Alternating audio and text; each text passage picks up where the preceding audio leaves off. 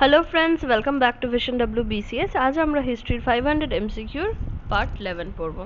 Part 11 এ আমরা 101 থেকে 110টা question করব। চলো তো শুরু করা যাক। প্রথম কোয়েশ্চেন দেখো কি বলছে, মহাত্মা গান্ধী যে সিভিল ডিসওবিডিয়েন্স মুভমেন্টের আইডিয়া অ্যান্ড ইন্সপিরেশন পেয়েছে সেটা কার থেকে। Okay, so here are the options. চলে যাবো আমরা আনসারে। আনসার এ হচ্ছে the correct answer. Okay, option A is the correct answer. এখানে দেখো ইনি ছিলেন একজন আমেরিকান ফিলসফার। তার সাথে সাথে উনি কিন্তু সাধারণ মানুষের অধিকারের জন্য লড়তেন, ট্যাক্স রেজিস্টার ছিলেন, ডেভেলপমেন্ট ক্রিটিক ছিলেন, প্লাস উনি হিস্টোরিয়ান ছিলেন এবং উনার যে ফিলসফি সেই থেকে গান্ধীজি ওয়াজ ইন্সপায়ার্ড। অ্যান্ড এটা ইনারই ফিলসফি ছিল সিভিল ডিসওবিডিয়েন্স মুভমেন্ট। চলে আসবো পরের কোয়েশ্চেনে। The first Indian selected for the Indian civil service, Indian civil সার্ভিসে যেটাকে আমরা এখন IAS এক্সাম বলি, UPSC, সেইটাতে প্রথম কোন ভারতীয় সিলেক্ট হয়েছিল? দেখো এখানে অপশনস হচ্ছে Satyendranath Tagore, Sarojini Naidu, Lala Lajpat Rai, CR Das. And the answer is quite obvious, তোমরা সবাই জানো। The answer is Satyendranath Tagore. ICS exam প্রথমে কিন্তু একটা অল হোয়াইট অ্যাফেয়ার ছিল, মানে শুধু ব্রিটিশরাই এই এক্সামে পার্টিসিপেট করতো অ্যান্ড চাকরি পেত।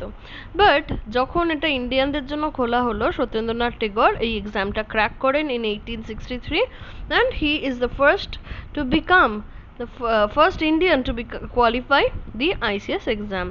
এবং সেকেন্ড পার্সন হচ্ছে সুরেন্দ্রনাথ ব্যানার্জি। ইনি হচ্ছেন second Indian to pass the ICS exam. Third Indian কে? অ্যান্ড নেতাজি সুভাষচন্দ্র বোস।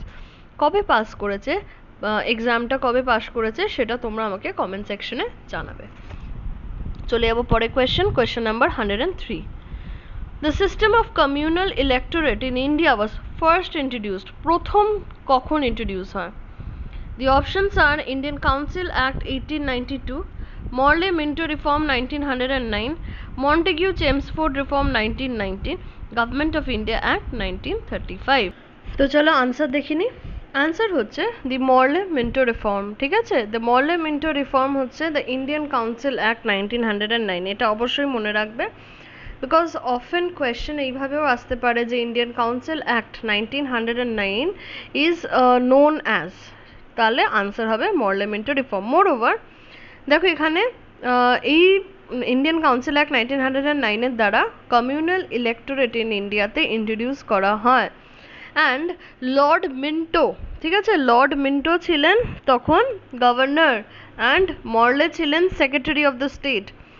তো লর্ড মিন্টোকে বলা হয় the father of communal electorate in India. And এটাই হচ্ছে প্রথম কমিউনাল ইলেক্টোরেট ইন্ট্রোডিউস করা হয় ইন্ডিয়াতে। ওকে, চলে যাবো আমরা পরের কোয়েশ্চেনে। পরের কোয়েশ্চেন কি বলছে দেখো, 104। Who represented India in the second round table conference? Options are Aruna Asaf Ali, Sucheta Kripalani, Sarojini Naidu and Kalpana Joshi. এখানে যে কোয়েশ্চেনটা আছে তোমাদের স্পেসিফিক্যালি বলে দিই, কোয়েশ্চেনটা যদি আসে যে কোন ওমেন ইন্ডিয়াকে রিপ্রেজেন্ট করেছিল, সেই বেসিস এখানে দেখো সব এখানে উইমেন ক্যান্ডিডেটস দেওয়া রয়েছে। তো অবভিয়াসলি একজন উইমেন ক্যারেক্টার বা বলতে পারো যে একজন মহিলা যিনি ইন্ডিয়াকে রিপ্রেজেন্ট করেছিল, সেটা কে? দেখো তিনি হচ্ছেন Sarojini Naidu. Second round table conference হয় 7th of September 1931। নোট করে নেবে, 7th of September 1931। এবং এই সেকেন্ড রাউন্ড টেবিল কনফারেন্সে Gandhiji along with Sarojini Naidu represented India. ঠিক আছে, বাট অ্যাগেন গান্ধীজি বলেন যে এই যে সেকেন্ড রাউন্ড টেবিল কনফারেন্স, এখানে আমরা কিন্তু কোনো রকম মানে আমরা কিন্তু কংগ্রেস নয়, পুরো ইন্ডিয়াকে রিপ্রেজেন্ট করছি। আমাদের দেশে কোনো রকম এমন কিছু নেই যেটা কমিউনিটি বেসড, আমরা পুরোটাই একটা ইউনিয়ন, একটা কমিউনিটি, এবং এটাকে বলা হয়েছিল। আরেকটা জিনিস মনে রাখবে, এখানে শুধু Gandhiji and Sarojini Naidu was not the only person.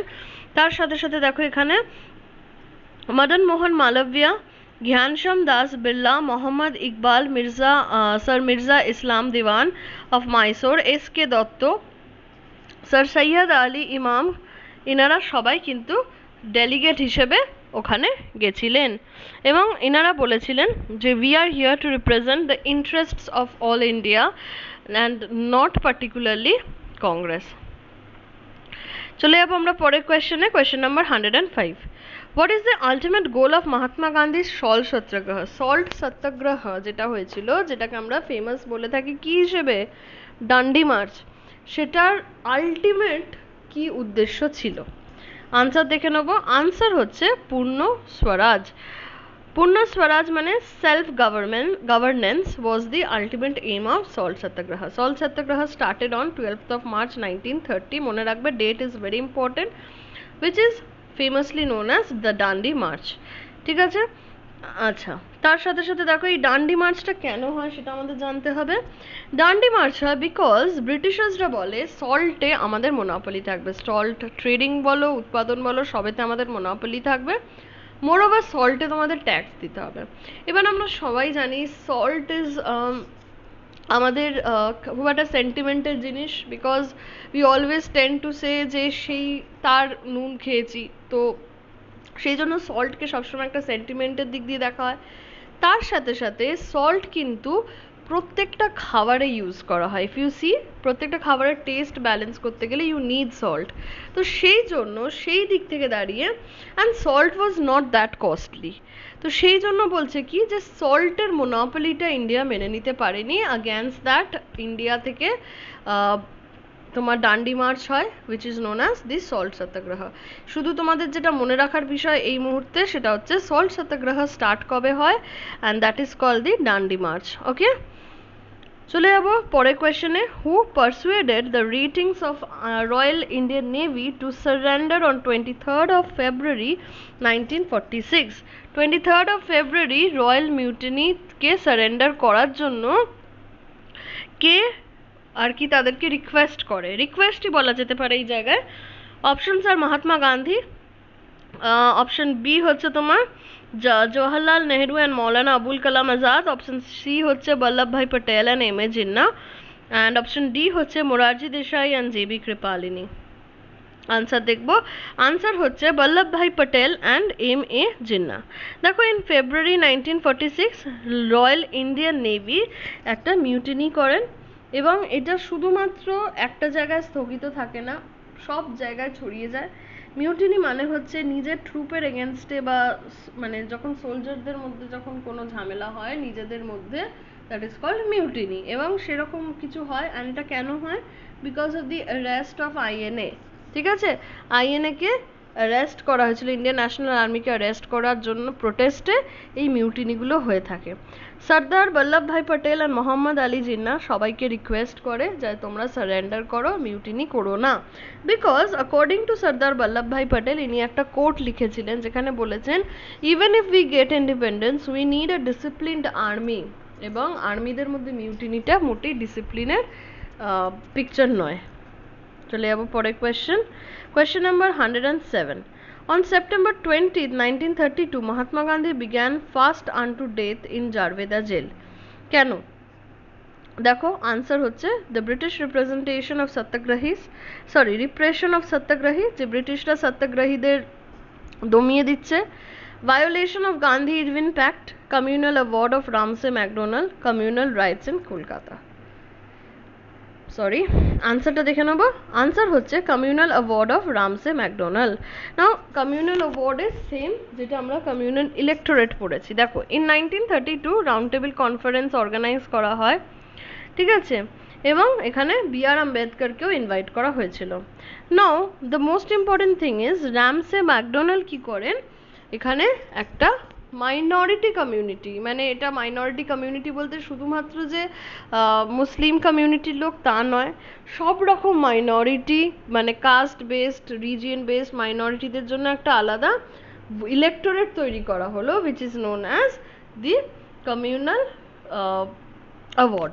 ঠিক আছে, এবং এইটার এগেনস্টে শুধুমাত্র গান্ধীজি কেন, অনেকে একসাথে প্রোটেস্ট করা শুরু করলো, অ্যান্ড গান্ধীজি স্পেশালি কি করলো, প্রোটেস্ট করলো যে উনি খাওয়া দাওয়া করবেন না until he dies.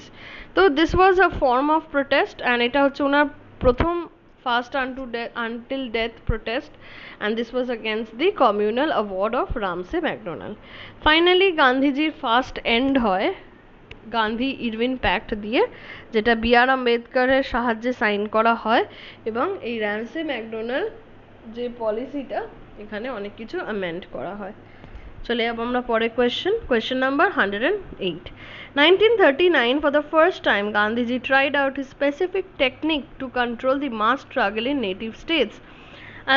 He allowed a close associate of his to lead the satyagraha. Who was he?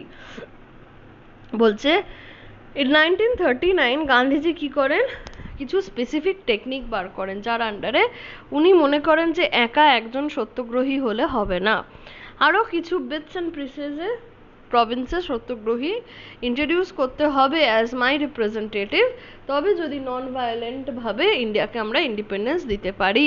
এবং সেই টেকনিকের জন্য প্রথম কাকে নমিনেট করলেন উনি? আনসার দেখব, answer is Sardar Vallabhbhai Patel in Rajkot.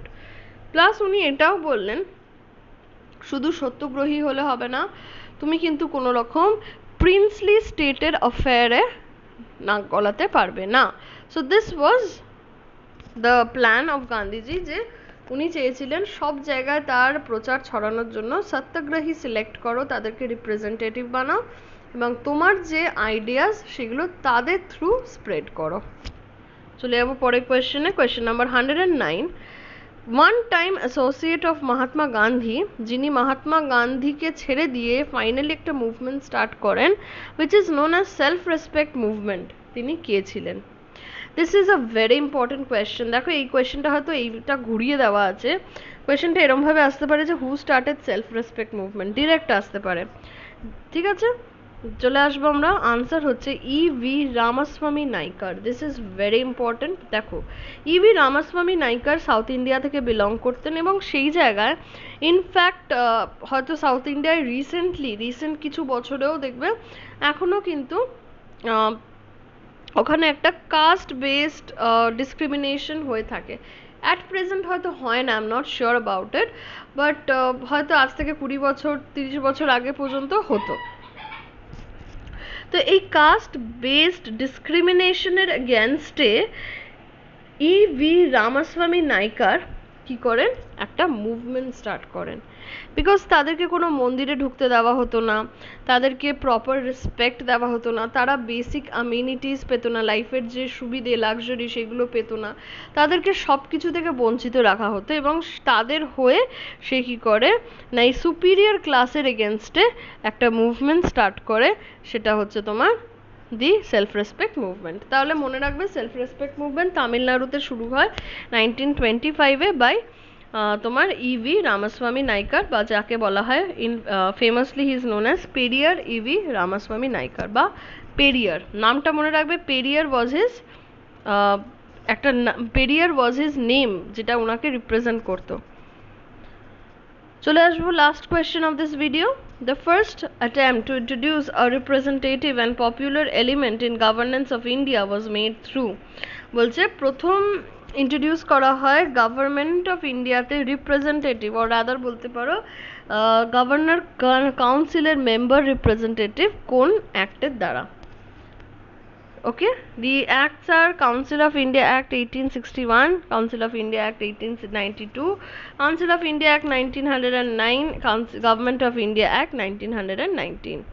The option is Indian Council Act 1909. আমরা জানি এই কাউন্সিল অ্যাক্টটাকে মর্লে মিন্টো রিফর্ম বলে, যেখানে মর্লে ছিলেন secretary of the state, Minto ছিলেন ভাইসরয়। ঠিক আছে, এবং এই কাউন্সিলের দ্বারা মানে এই অ্যাক্টের দ্বারা গভর্নমেন্টের কাউন্সিলে মেম্বার বাড়ানো হয়, বাট মেম্বার যতই বাড়ুক দেয়ার অ্যাক্সেস, দেয়ার অ্যাডমিনিস্ট্রেটিভ কি বলবো extend was to a certain limit. তাদেরকে বেশি লিবার্টি দেওয়া হতো না, দেয়ার ওয়াজ সাম লিমিটেশনস ইন দেয়ার ওয়ার্ক। তো এই হচ্ছে তোমার 10টা কোয়েশ্চেন অ্যান্ড আনসার। আশা করি তোমাদের ভালো লেগেছে, আমি যতটা সম্ভব এক্সপ্লেনেশন দেওয়ার চেষ্টা করেছি। কোথাও কোনো ডাউট, কোনো কোয়েশ্চেন বা কোনো কনফিউশন থাকলে please ask me in the comment section, আর ভালো লাগলে অবশ্যই রিভিউ দেবে। So till then thank you, take care of yourself, bye by.